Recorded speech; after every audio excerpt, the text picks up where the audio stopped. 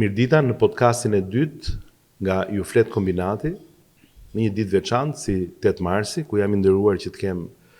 dy shoqe në tavolinë, që është Elisa Tabaku në krahun tim të djathtë, që është kryetare e Forumit Gruas Partisë Socialiste të Njësisë 6, dhe Fioral Bakasaj, që punon në aviacionin civil dhe që është një tjetër shoqe shumë e mirë e kombinatit. Jemi këtu në një format që siç e kemi lajmëruar, do të jetë natyrisht i lidhur me rolin tim si drejtues politik në fushatën e Njësisë 6, në fushatën elektorale, por që do jetë i hapur për shumë këndvështrime, shumë njerëz, shumë histori, shumë eksperienca të ndryshme, për të na dhënë sa më qartë dhe sa më prekshëm emocionet e kësaj zone që ne i quajmë qytet brenda kryeqytetit, dhe për të na dhënë një realitet konkret nga të gjitha këndvështrimet, grupet, moshat për zonën e kombinatit. Pra jemi të interesuar shumë për zonën, por ditët, festat, datat kanë kuptimin e tyre dhe sot është 8 mars. Mirë se erdhët. Mirë se u gjetëm. Unë jam Elisa, unë jam kryetare e Forumit Gruas, si përfaqësuese e Forumit Gruas në Njësinë 6, në radhë parë them gëzuar 8 marsin, qofshin gratë më të lumtura dhe më të suksesshme në ditët në vazhdim në jetën e tyre, edhe sa më të plotësuara dhe të vendosura për çfarë do ndodhin më tutje. Okej. Siç e prezantuat, unë jam Fioralba dhe unë uroj të gjitha gratë e kombinatit të Tiranës dhe të gjithë Shqipërisë, gëzuar 8 marsin dhe të vazhdojmë përpara si në pjesën politike dhe jo politike të familjes dhe të shoqërisë. Mirë, ne jo pa qëllim jemi bashkë, sepse punojmë, angazhohemi në këtë fushat bashkë. Është, si temi, një rol vullnetar që ne kemi, megjithse unë kam një detyrë tjetër që është detyra e ministrit, dhe natyrisht që kjo punë që unë bëj në këtë fushat lidhet edhe me detyrën time të ministrit, si një funksionar i lartë i shtetit, por edhe një person publik, politik. Natyrisht përgjegjësia është më e lartë, por gjithsesi në thelbin e angazhimit tonë është vullnetarizmi, është një punë që e bëjmë me dëshirë, është një angazhim i cili vjen në radhë të parë sepse ne besojmë te kjo që bëjmë dhe ne besojmë tek kjo forcë politike dhe ne japim sa mundemi për të bërë që kjo forcë politike të dëgjohet, të besohet, të kuptohet dhe të natyrisht votohet, të vot besohet për të bërë ato që ne së bashku gjithë vit pas viti, mandat pas mandati i shprehim në një program dhe i pasqyrojmë në platformën tonë qeverisë. Por ne vim nga një shkuar jo e lehtë sa i takon mendësisë moniste, pra po themi një lloj kulture që na ka bërë që të mos jemi dhe aq mirëbesues ndaj partisë në kuptimin, flas për partinë në konceptin e vjetër të kësaj fjale, pra para vitit 90. Dhe sa e lehtë është kjo që ti bëjmë ne sot, sa e lehtë është për ju që të angazhoheni si femra, si vajza, si gra, si nëna, të lini orë nga jeta juaj e mbasdites, nga dita juaj, nga fundjavat tuaja, për partinë, po themi në thonjza, në kuptimin në funksion të partisë, por si vjen kjo gjë? Në diskutimet që bëjnë për tavolina, me mikesha dhe miq, unë mendoj që angazhimi në çfarë të lloj partie që ti beson është një detyrë në thonjza do e quaja, se s'dua të hap polemika, është një detyrë e secilit prej nesh që të thot mendimin e tij në parti, të dëgjohet mendimi dhe të kontribuojë për shoqërinë. Pra siç ne marrim të drejta dhe marrim benefite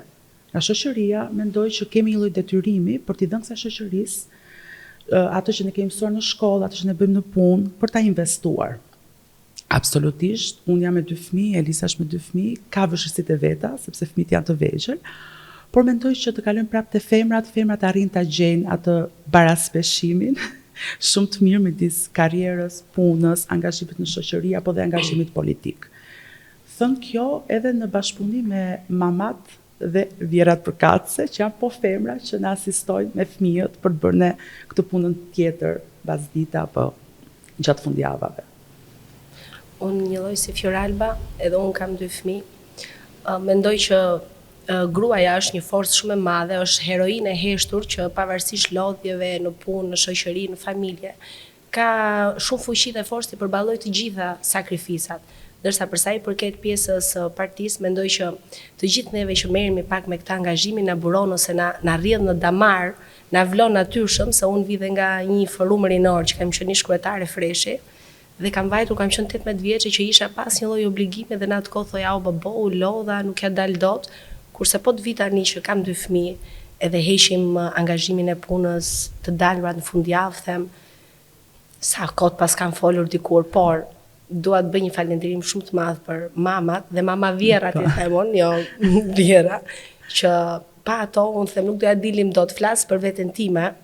edhe publikisht sot i them shumë faleminderit që ekzistojnë gjinia femërore, por pa lënë pas edhe gjinin mashkullore, se unë në të njëjtën kohë kam edhe bashkëshortin tim që e bëj me turne, kur ikën mami im, kur unë kam punë, rrimeret ai dhe thot, "Aq na bëri kjo partia jote, më duket." Po është pra roli prapë edhe i nënës në krahas i vjerave është i rëndësishëm për të bërë që ne t'i bëjmë mirë dhe të punët tona të partisë, por prapë juve ju kanë ndihmuar, siç thatë forumi rinor, pra vjen edhe më herët në moshë të re, gjithsesi vjen edhe si një mundësi, mendoj që të bëjmë të mundur për gjithë të tjerat, shoqet, shokët, pra shoqërinë ku jetojmë, vendin, lagjen e tjerë, ato punë dhe ato përmirësime që bëhen përmes politikës, që bëhen përmes roleve që ne të gjithë kemi, apo që mund të kemi në të ardhmen, pra duke bërë edhe një, të themi, karrierë në kuptimin e shëndetshëm të fjalës, në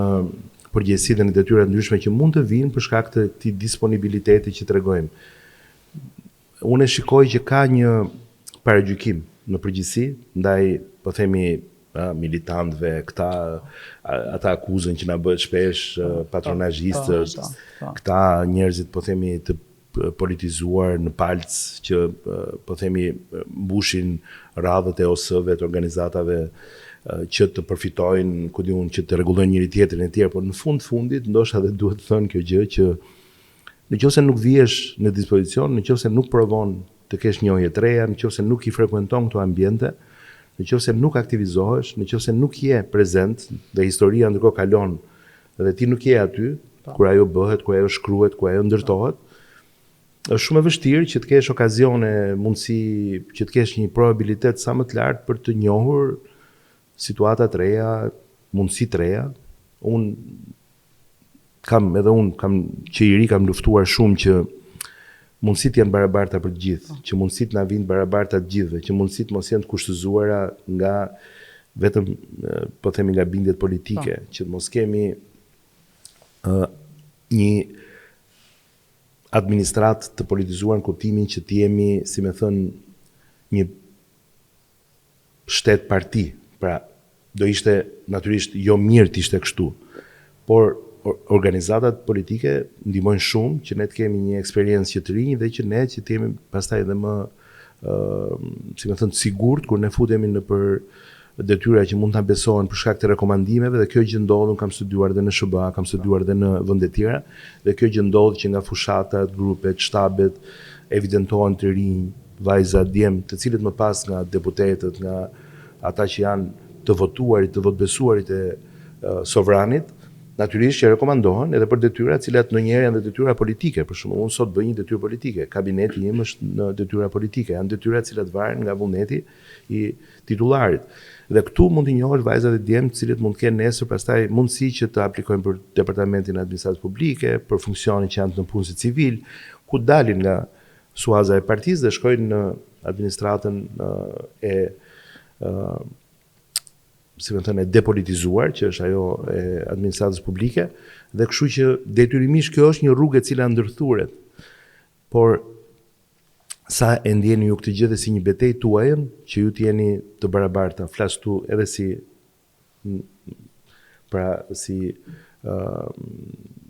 femra, si nëna, si gra, si vajza kur jemi në moshë më të re. Pra sa të barabartë e ndini veten ju në shoqërinë e sotme shqiptare. Nuk po them këtu vetëm kombinat, por në shoqërinë shqiptare, në administratë, në punë, në jetë. Dhe jeni këtu edhe për të luftuar që kjo Unë po e nis si fillim të vi një ditë. nga historiku, kam qenë më përpara, kam marrë një forum rinor që ishte komplet me meshkuj dhe isha e vetmja femër dhe kisha si synim që ta bëja pak 50 me 50, 50 ishin meshkuj dhe 50 ishin femra, që të rrisja pozitivitetin dhe të mësonin që gjithmonë meshkujt ja dalin, vetëm meshkujt punojnë, meshkujt merren me parti se femrat nuk i lënë. Se po flasim që isha thjesht një 18 vjeçare, që kisha një frym që doja që të paktën në kombinat, në njësinë time, që ishte fryma që femrat nuk i dalin, nuk i lënë, nuk lëvizin, ishte pak kjo pjesa e higjinisë. Doja të bëja një mbushje vetëm me femra dhe ja dolëm që t'ja kalonim gjininë mashkullore. Dhe ndërsa për sa i përket pjesës punës, flas për personalisht, mendoj që aty ku punojnë jemi më shumë femra se sa meshkuj.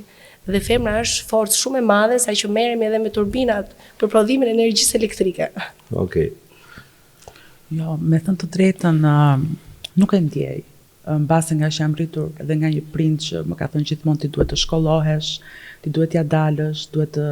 të krijosh profilin tënd dhe me thënë drejtën nuk e ndjej këtë lloj diferencë. Okej, edhe në autoritetin e aviacionit civil ku unë punoj, mund të duket kështu si një punë meshkujsh, por jo, edhe aty ka shumë femra dhe me thënë drejtën janë diku te 8 drejtori dhe 7 prej tyre janë femra që i drejtojnë, kështu që femrat janë okej. Pra, në kuptimin pastaj për pas punës, në kuptimin politik, vim në parti, po këtu si jemi. I kemi të drejtat Mendoj që po. të barabarta, u bë skema e bashkëkryetarit, bashkëkryetares dhe po. nga njëherë edhe është për kështu si për të qeshur, se duket sikur ka një si lloj familjarizimi në organizat ku na mungon figura e prindit, dhe duket sikur kryetari dhe bashkëkryetari janë dy prindit e organizatës. Është pak a shumë një po themi një kopje e kësaj pjese që ne e njohim familjen, shoqëri, po sa funksionon kjo gjë dhe si e ndjeni veten ju kur qëllon të jeni bashkëkryetare? Apo ku qëlloni? Kjo si është njerë, sepse mund të jeni dhe ju kryetare dhe mund të jetë bashkëkryetar një mashkull, apo është vetëm që kryetar është mashkulli dhe bashkëkryetar është? Jo, besoj që ka dhe kryetari që janë femra dhe unë mendoj që kur Pra, kryetarja është femra, puna shkon më mirë. Prandaj quheni bashkëkryetar se jeni të barabartë. Po. Ekziston kjo barazinë në realitet? Ekziston. Unë të paktën mendoj dhe ai sa që kam parë, jo vetëm që ekziston, po ndonjëherë mund të jemi edhe themi, po shoh se ti nuk e di se ne e bëjmë më mirë këtë punë. Dhe mund të jetë femra ajo që e ka marrë më tepër drejtimin. Ka bashkëkryetare femra që Mund të kenë në thonjza kanë xhelozi se ç'bën bashkëkryetari mashkull dhe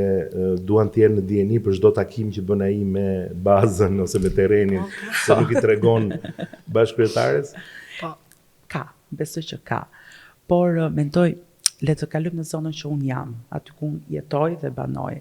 Aty, të më thënë, është okej, ata që janë një moshë më e madhe, preferojnë të kenë një mashkull që të flasin muhabet burrash, që ata e quajnë, por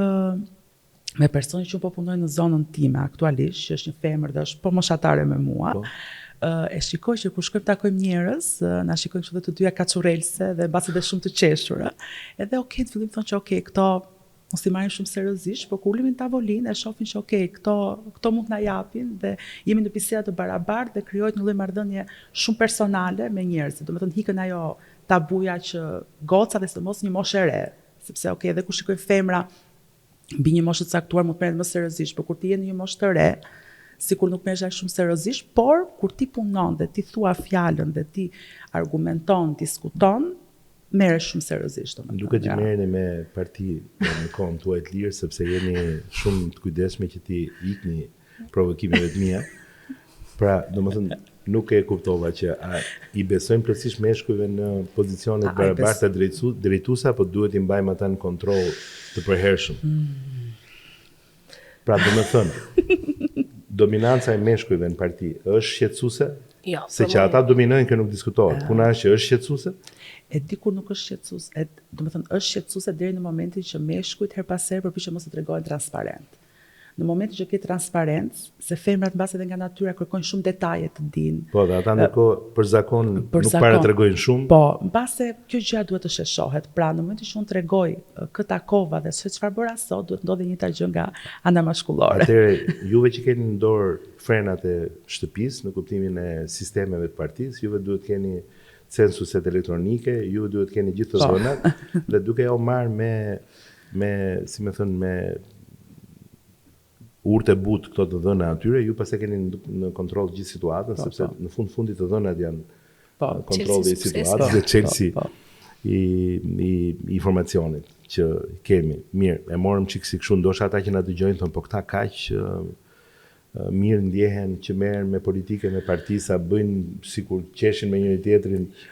duke treguar për partinë. Po në fakt kjo është një besoj që lind natyrshëm kjo. Okej. Unë për këtë i garantoj të gjithë, dhe kjo do provohet edhe në vijimin e episodeve tjera, që ne jemi të lirë, nuk jemi të udhëzuar, nuk jemi të kushtizuar në këtë që themi, mund të flisni lirshëm edhe për fenomene negative që mund të kemi në ndonjë organizatë apo gjatë jetës partijake. Kjo që po themi nuk është një si më thënë, pjesën e duam ta fshehim nga jeta jonë, ne jemi krenar për të pjesë të jetës sonë që përveç punëve dhe familjes, me kosto të madhe ndaj familjes, me siguri, unë të ndjej, edhe juve e ndjeni. Pjesa politike është një pjesë që na mban krenar, sepse ne mendojmë, unë të paktën kështu e mendoj gjithë jetën time, që kam pasur fatin të jem pjesë e ndryshimit vendit tim për mirë. Dhe kam pasur fatin, natyrisht duke ja dalë disa herë, duke mos ja dalë dot ndonjëherë, kam pasur fatin të ndryshoj për mirë vendin tim. Të paktën pra sa më takon, nuk duhet të kem alibi, nuk duhet të ketë asnjë justifikim dhe asnjë, si themi, pse duhet të them nesër që kjo zvarri fare nga unë, domethënë nuk duhet të mendoj nesër që të kisha justifikime të tilla, sepse në fakt nuk ke pse ti kesh. Njerëzit mund të aktivizohen, njerëzit mund të vinë, ashtu siç vuajmë sot për punonjës shumë të mirë në shumë sektorë, edhe në parti është një punë kjo që bëj. Rikthehemi tani tek ajo për cilën jemi mbledhur, tek zona, pra tek ju flet kombinati, dhe juve përveç se punonjëse në institucionet ku that, përveç se aktiviste dhe drejtuese në Partinë Socialiste në këtë rast, pra dhe të angazhuar në fushat, ju jeni nëna, të dyja, dhe të urojnë fëmijët çun gocë, të dyja, pra perfekt. Dhe uroj që t'i keni të gjitha gjërat sa më mirë në familje. Tani si nëna, si është jetosh në kombinat, si është të rrisësh fëmijë në kombinat? Po, e thënë troç, pra duke folur realisht, si është të qenurit në kombinat në të gjitha aspektet që kjo përfshin, që ky koncept përfshin? E vetë, për neve që jetojmë në kombinat, si nëna, mendoja që duhet shtoshim pak parqet e lodrave për fëmijët, se kanë nevojë për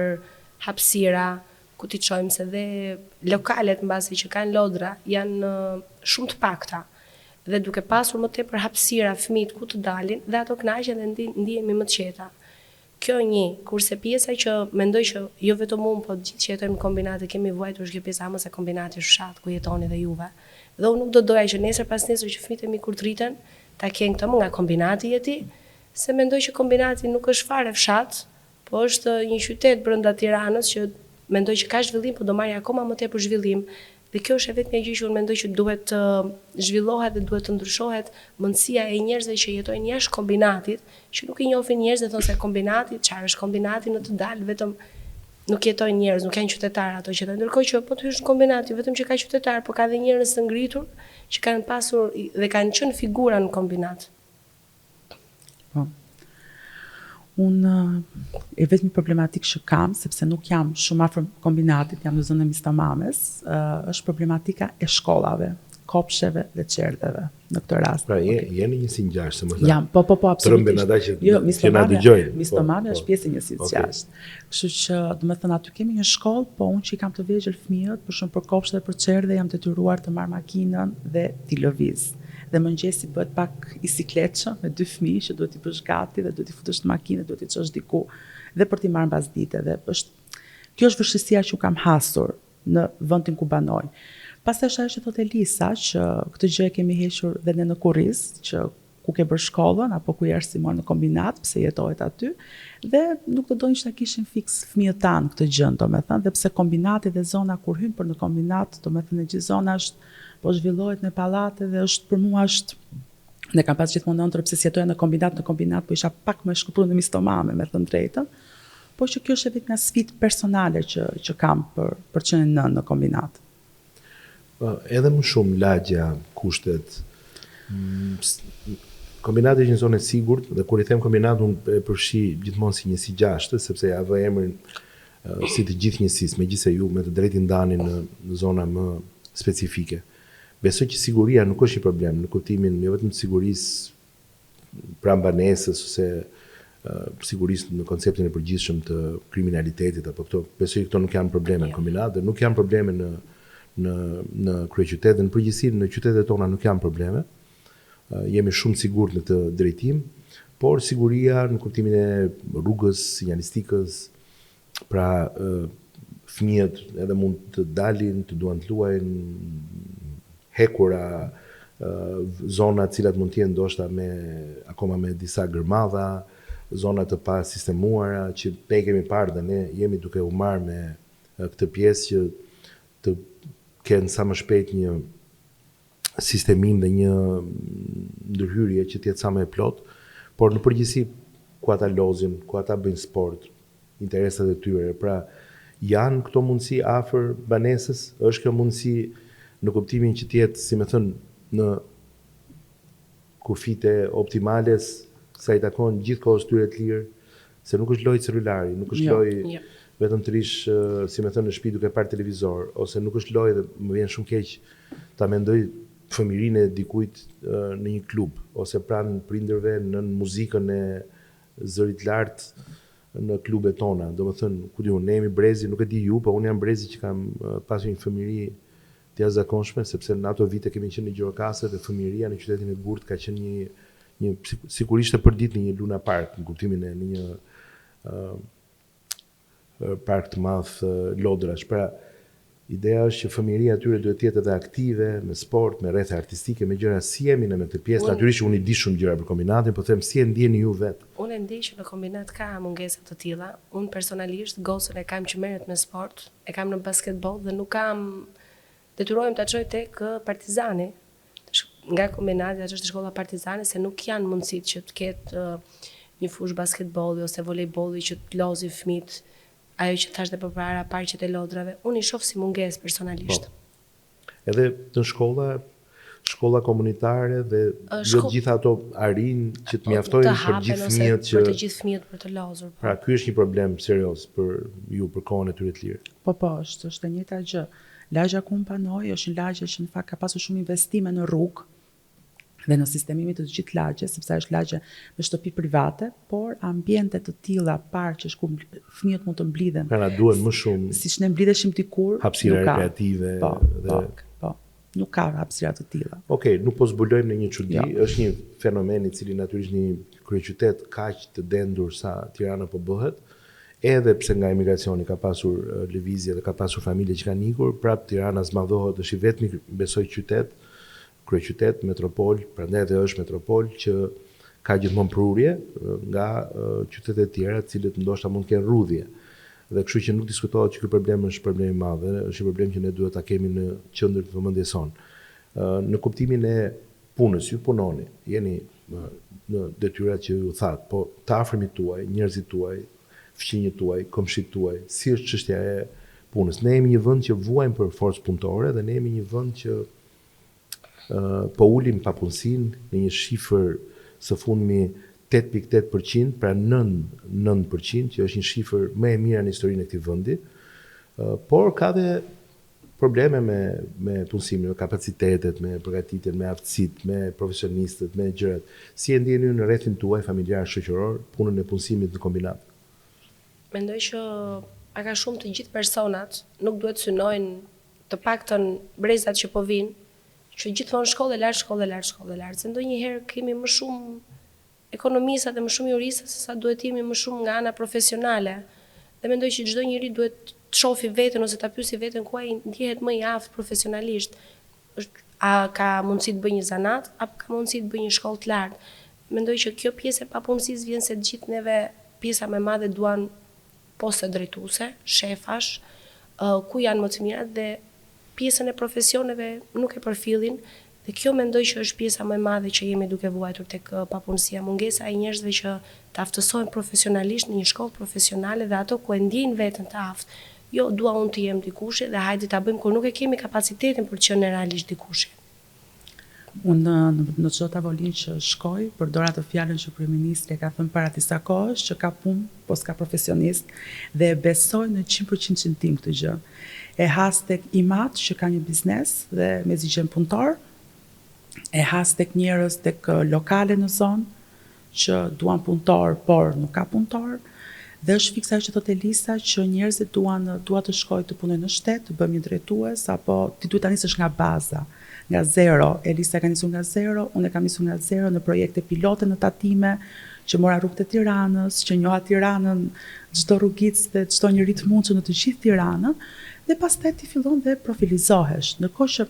unë e shoh shumë problem tek të rinjt sot, dhe kjo zgjidhja për të ikur jashtë, që se do ta prekim dhe këtë si pjesë, mendoj që është thjesht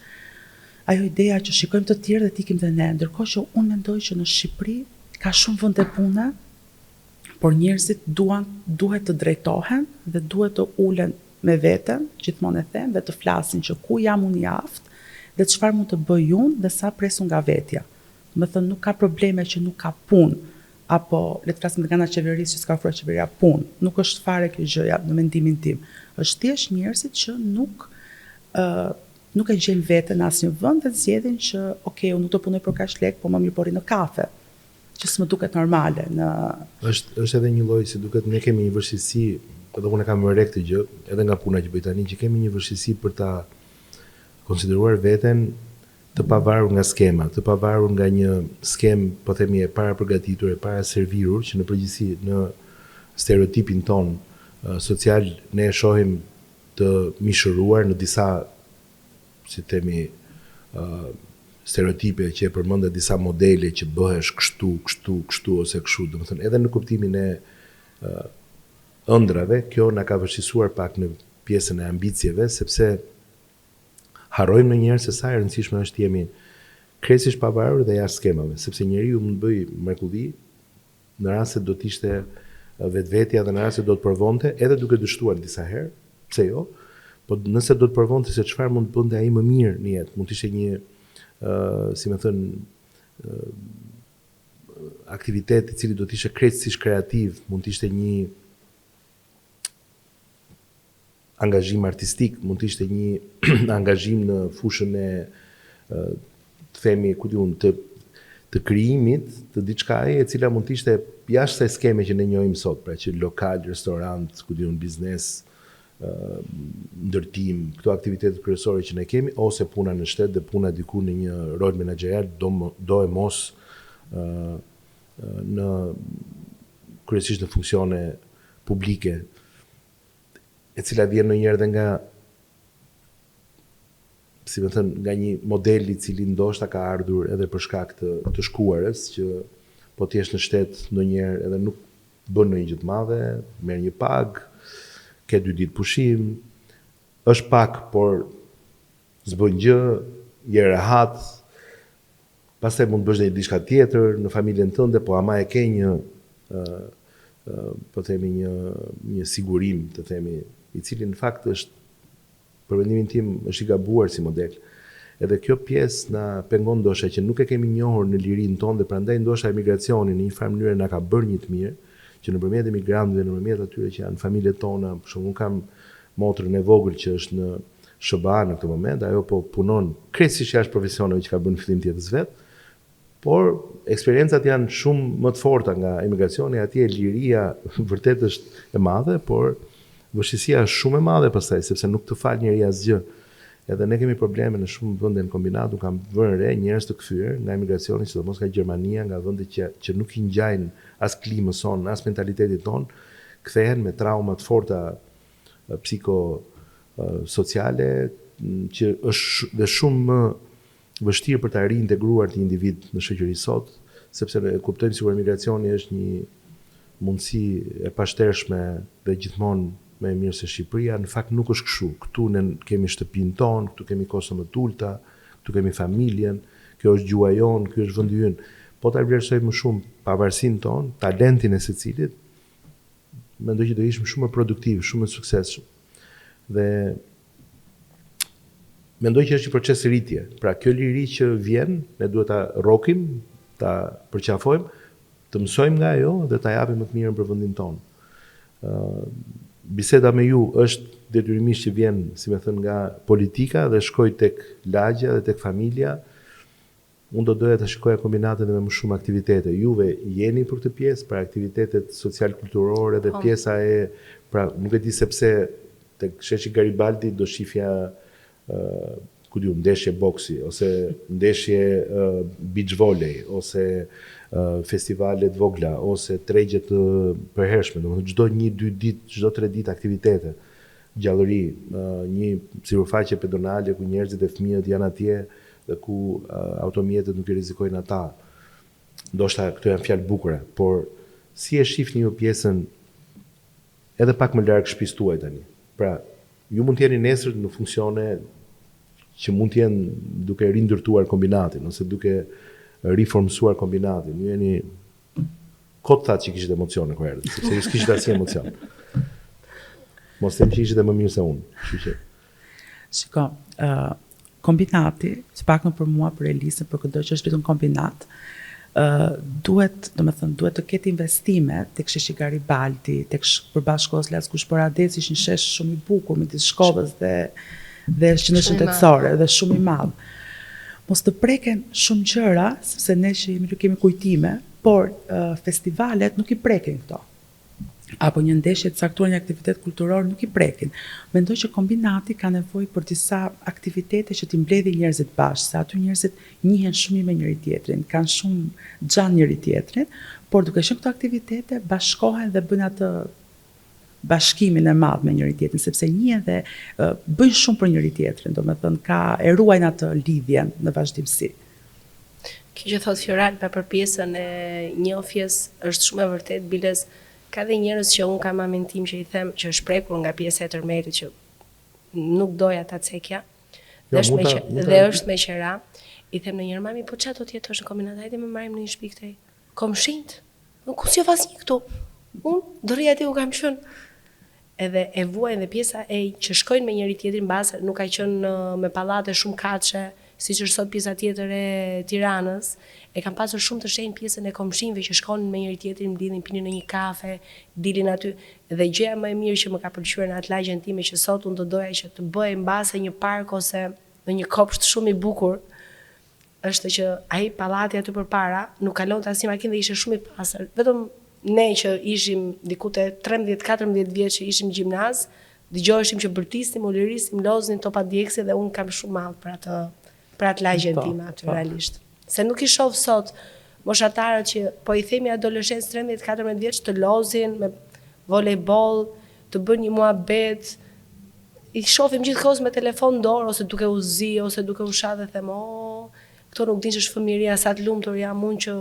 bashkë me shoqjet e mia e kemi kaluar atë pjesën e fëmijërisë së lumtur dhe adoleshencës të bukur. Ajo është një zonë shumë e mirë, është një zonë që ka një pozicion shumë strategjik, sepse ka dhe rrugën e dytë që shkon drejt Durrësit, që do jetë një aks i rëndësishëm. Është një zonë që do ketë zhvillim shumë të madh industri ekonomik në kuptimin e punësimit edhe të zonës lirë ekonomike të Eda Tirana, që zhvillohet diku aty afër në Prush Kashar, por që do jetë shumë aksesueshme për gjithë kombinatasit. Edhe unë jam i bindur për këtë që po them se jo në lidhje me fushatën dhe jo në lidhje me atë që është detyra jonë partijake, po sepse është shumë e rëndësishme për Tiranën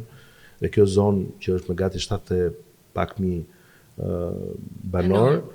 me siguri do jetë shumë shpejt një zonë që do e kapërcej 100.000 banorët edhe që do të ofroj një çmim cilësi shumë të mirë për kryeqytetasit për ta zgjedhur si vend për të investuar në banesë të re, në zona rezidenciale të reja. Edhe me siguri kjo do vijë shoqëruar me gjithë kushtet e tjera, sepse sot është bërë shumë e rëndësishme edhe për ndërtuesit dhe për zhvilluesit që krahas banesës të ofrojnë gjithë kushtet e tjera. Ne këtë e shohim edhe në komplekse të tjera që janë ndërtuar në Tiranë dhe mendoj që pas zgjidhjes përfundimtare të problemit të landfillit, që neve na shqetëson, juve ju shqetëson me siguri edhe si nëna apo edhe si familjar atje, të asaj ndotjes her pas here në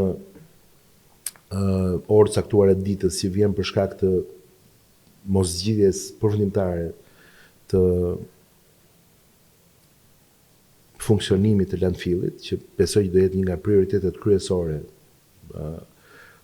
për tu zgjidhur, do të jetë një zonë e cila me kodrat e saj, me liçenet pas kodrave, me zonën pastaj që do jetë një zonë elitare që shkon drejt pra Vaqar, Ndroq, Pez, edhe me këtë afërsi me Tiranën, me një sistem të ri transporti, i cili do të jetë nga sa jam informuar nga Bashkia e Tiranë, linja kombinat në do të jetë e para që do të ribëhet funksionale me autobus green elektrik me korsi të shpejta, do jetë në vërtet pas përfundimit edhe të ndërhyrjeve për indërtimin, me siguri do jetë një zonë shumë atraktive për kryeqytetin, kështu që do jetë një zonë që me siguri jo vetëm ju që jeni atje, por edhe ata që do vinë, edhe do ketë shumë pallate të reja, familje të reja që do vinë, dhe që ne i mirëpresim që të vinë në zonë. Pra unë shoh që ka shumë shpresë në këtë aspekt, por ju keni të drejtën e plotë që të mos jeni të kënaqura me të sotmen. Se e sotmja, e tashmja në kombinat nuk është ajo që duam. Edhe ne këtë duhet ta themi, nuk duhet kemi asnjë lloj problemi që ta themi, ne jemi këtu biles që ne të jemi të parët që kjo situatë në kombinat marrin sa më shpejt një zgjidhje për mirë. Duhet shumë qytetarët, duhet shumë forca kolektive e të gjithë banorëve të kombinatit për ta përmirësuar, që të mos humbim atë kostumin që ju e përmendet, që është ky kostumi qytetar, i fqinjësisë të mirë, i njerëzve që njihen, i zonave të sigurta, aty ka shumë hapësirë, dhe unë jam i bindur që nga pamja urbanistike, ne do ta trajtojmë në disa podcaste të tjera. Nuk dua t'ju marr më shumë kohë, por nëse ju keni edhe diçka tjetër për të thënë tani në kuadrin e 8 marsit, a nuk e di çfarë bëhet sot, i keni vend gatuajin ata sot? Apo thjesht do ju qerasin jashtë? Unë personalisht nuk do t'i qeras vetë mama dhe mama vjerrën time, se unë do bëj një thirrje ose kam një kërkesë me vërtet me përzemërsi dhe me shumë dashuri, që të gjithë grave t'i them që të jenë zonjat e vetes edhe t'i japin kurajo, ne mund t'ja dalim edhe pa ndihmën e meshkujve që jo shoqëru që është, na mbajë, na ndihmoj, vetëm t'i vënë vetes një qëllim dhe t'ja dalin përpara, domethënë arsimimin radh parë, t'i japin forcë vetes dhe të kenë vetë besimin që mund t'ja dalin edhe mund t'jenë forcë drejtuese për çdo gjë, për sa kohë ne drejtojmë dhe mbajmë një shtëpi në këmbë, ne mund t'ja dalim për çdo gjë. Unë nuk e kam vënd të gatuaj, sepse ne jemi argjërim, kështu që do hajmë bashk vaktin e caktuar. Unë ju uroj të gjitha gratë, femrat dhe vajzat shqiptare gëzuar 8 marsin dhe atë stereotipin që thuhet që për 8 mars femrat mbase duhet të dalin të protestojnë. Unë do e thoja që ne protestojmë çdo ditë. Në shtëpitë tona, në punët tona, në lagjet tona, në çdo lloj vendi ne protestojmë. Dhe 8 marsin e shoh si një fest që të kujtojmë njëra tjetrën, sepse na ka mbar pak ky vrulli i përditshmërisë dhe të kthehemi pak tek mami, tek shoqja, tek vajza, për ta festuar 8 marsin, sepse ne luftojmë 364 ditë të tjera të vitit dhe protestojmë gjatë gjithë kohës për të drejtat tona. Dhe duhet ta bëjë çdo femër, duke u shkolluar, duke u profilizuar në një profesion të caktuar, në mënyrë që të jetë e pavarur dhe të luftoj për veten, sepse sa rëndësishme është një femër dhe vetja jote nuk është askush. Dhe ti duke luftuar për veten, jep një shembull shumë të mirë dhe vajzës që ti po rrit në shtëpi, që ti po lufton dhe kështu që dhe ajo duhet të luftoj për veten. Këtë mesazh kisha për femrat. Juve ju ka sjell Zoti në tokë në një veti që është e jashtëzakonshme, që jep një jetë edhe që nuk diskutohet edhe pa dashur që dukem si patetik në këtë që po them, por nuk diskutohet që mendoj edhe për ata që nuk e kuptojnë, dhe për ata meshkuj që ndoshta nuk janë akoma koshient, ju jeni gjithmonë pjesa më e mirë e tyre në familje, ju jeni pjesa më e mirë e bashortit në rastin e një martese, ju jeni gjithmonë pjesa më e mirë e shoqërisë, ju jeni pjesa më e mirë e partisë. Kjo nuk diskutohet fare, në kuptimin e të çdo organizate apo nukli ku ju jeni. Ndërkohë në programin ton në epiqendër të idesë son për zhvillimin e vendit është natyrisht familja, ku natyrisht që roli juaj është shumë i rëndësishëm, dhe tu tani jo vetëm si drejtuese apo si thjesht të ftuarat e mia, por në përgjithësi si gjini, ku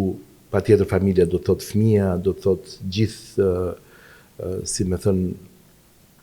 ky nukull shumë i fuqishëm nga i cili duhet buroj gjithë koncepti